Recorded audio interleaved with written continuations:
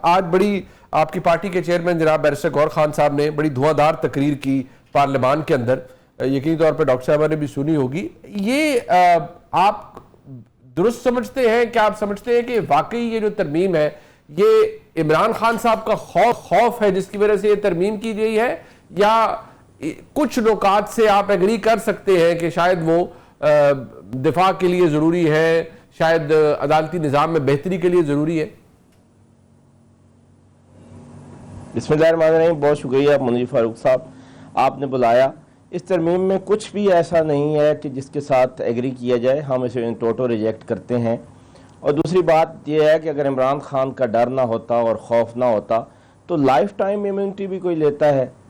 पाकिस्तान में ये अजीब निज़ाम है कि यहाँ ऐसे ऐसे काम हो जाते हैं जो कोई तसव्वुर में भी नहीं ला सकता।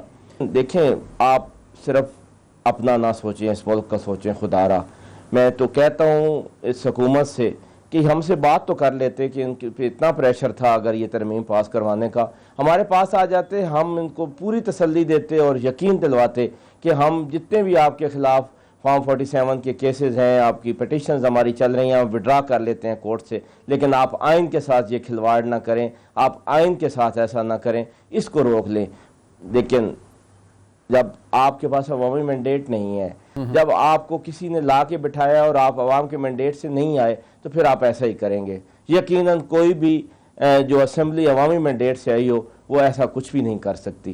तो मुनीर साहब, सिर्फ ये नहीं है कि ये एक सियासी बयान है, खुदा की कसम दिल बहुत दुखी है और एक प्रेशर है ज़हन पर कि हमने क्या कर दिया जुडिशरी के साथ, हमने क्या कर दिया बाकी इदारों के साथ, और हमने क्या कर दिया पार्लियामेंट के साथ, जिसकी सुपरमेसी हमने अंडरमाइन कर दी। अच्छा, ये डॉक्टर साहब एक सवाल तो अपनी जगह मौजूद है, इस पर मैं चाहूँगा वज़ीर मुमलिकत भी हमारी रहनुमाई करे। ये सवाल बुनियादी तौर पर आता है कि इस पार्लियामान जो जाली है, पाकिस्तान तहरीक इंसाफ के दोस्त कहते हैं, अभी शौकत अवान साहब ने भी कहा, आपके कुलीग भी हैं, कि ये जाली है, मैंडेट क्योंकि जाली है तो फिर जो आइनी तरमीम की गई वो भी जाली है। प्लस उनको शदीद एतराज़ है कि इस तरह की आइनी तरमीम का फ़ायदा कोई नहीं है, इम्यूनिटीज़ देने का फ़ायदा कोई नहीं, और खौफ इमरान खान में सब कुछ किया जा रहा है। अंडरलाइन पर्पस क्या है इस तरमीम का? क्योंकि अदलिया से भी एतराज़ कर रही है, अपोजिशन तो कर ही रही है।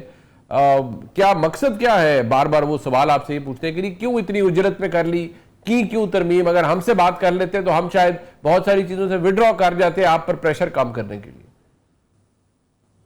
बहुत शुक्रिया मुनीब साहब। देखिए, बात यह है कि आज जो इन्होंने धुआंधार तकरीरें की है ना, they were all fury and no substance.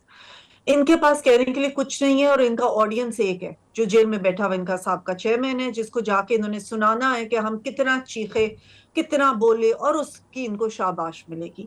इसके अलावा इनके पास कुछ कहने को नहीं है, कोई सब्सटेंस नहीं है, कोई लॉजिक नहीं है जिसके साथ ही कह सके कि हमने कि क्या वजह है कि इनमें जितनी भी शिकें हैं जो कि इस वक्त आई हैं, क्या वजह है कि इनको आप एक एक करके देख लीजिए। अगर हम ये कह रहे हैं कि जो फोर्सेस के हवाले से हैं, तो क्या आपने आज खुद बताया कि आज भी कैडेट कॉलेज पे हमला हुआ, अभी भी ये ऑपरेशंस जारी हैं, आज भी इस्लामाबाद में दहशतगर्दी जैसी लानत आई हुई है, पाकिस्तान में आई हुई है, और इंडिया इसके पीछे है। वो खुद कहते हैं कि हम इसके पीछे, अफगानिस्तान को इस्तेमाल करें, अफगानिस्तान को उन्होंने प्रॉक्सी बनाया हुआ है। तो क्या हमें अपने उन हीरोज को सेलिब्रेट नहीं करना चाहिए? बिल्कुल करना चाहिए।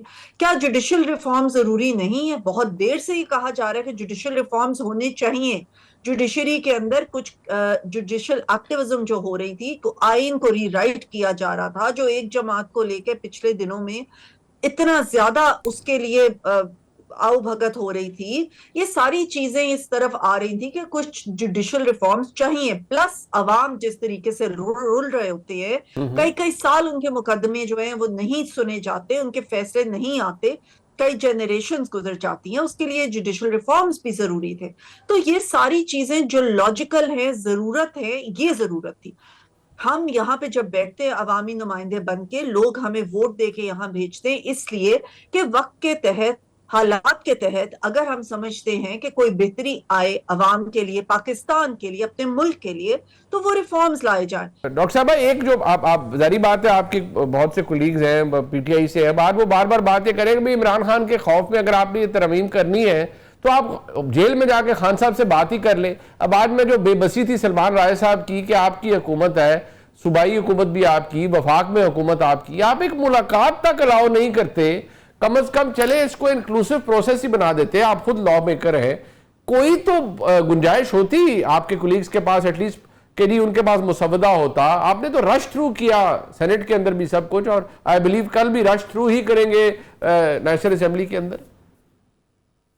नहीं, आज सारा दिन इनको बोलने का मौका दिया गया, उससे पहले भी सेनेट में भी सारा दिन तकारीर का मौका दिया गया, बोलने का मौका दिया गया। जहां तक आप कह रहे हैं कि इनको इंक्लूड करें, ये किसी चीज में आज तक इंक्लूड इन्होंने अपने आप को किया है? ये तो किसी चीज पे आते ही नहीं। इतनी अहम सिक्योरिटी की मीटिंग्स होती हैं और इनका चीफ मिनिस्टर उसमें नहीं आता कि मैंने पहले इजाजत लेनी है अपने साबका चेयरमैन से। और जहां तक ये बात है कि इमरान खान के खौफ से, that's actually funny, because Imran Khan अब बिल्कुल इरेलेवेंट हो चुके हैं, उनके बारे में अब कोई नहीं सोचता, उनकी कोई खौफ तो दूर की बात है, उनके बारे में सोच ही नहीं अब किसी की, बिकॉज उन्होंने अपने आप को खुद इरेलेवेंट कर लिया है। उन्होंने किसी चीज में अपनी जमात को आने नहीं दिया। उन्होंने किसी अहम जब मौके आते रहे हैं जिसमें हम कहते रहे हैं कि आए बैठे हमसे बात करें, स्पीकर साहब ने एक फोरम बनाया, उससे भी ये लोग भाग गए। सिक्योरिटी के मामला हुए, इनको बुलाया गया, इनको कहा गया कि इसमें आए, तो उससे भी ये लोग भाग गए। कभी किसी चीज में इन्होंने अपने आप को इंक्लूड नहीं किया।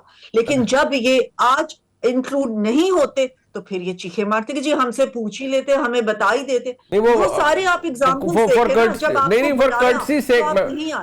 कर्टसी से। बट बात ये है शौकत अवान साहब, आज आपके पास मौका था, वो डॉक्टर साहब कह रही हैं आप लोगों ने तकरीर करनी थी, आपने कर ली। बाकी खान साहब के हवाले से तो हुकूमती मौकफ ये है कि वो इर्रेलेवेंट है, और वो तो ये बड़ी मज़ाक़ खेज बात है कि खान साहब का किसी को खौफ है ही नहीं। मुनीर साहब, इस वक्त अगर पाकिस्तान में कोई बंदा रेलेवेंट है तो वो इमरान खान है, जिसके पीछे 90% लोग खड़े हों। इन सियासी यतीमों को क्या पता कि इरेलीवेंसी क्या होती है और रेलेवेंट क्या होता है। अगर लोग खड़े हैं तो इमरान खान के पीछे खड़े हैं, लोग खड़े हैं तो इमरान खान के नज़रिए के पीछे खड़े हैं, लोग खड़े हैं तो इमरान खान की सोच के पीछे खड़े हैं। इनको तो खुदा की कसम इनका कौंसलर नामुंतखब हो, ये आज कहीं इंतखाबात फेयर एंड फ्री इलेक्शन करवा लें और इनका कौंसलर नामुंतखब हो, लाहौर से एक कौंसलर मुझे बनवा के ये दिखा दें अपना। इनकी इतनी औकात नहीं रह गई।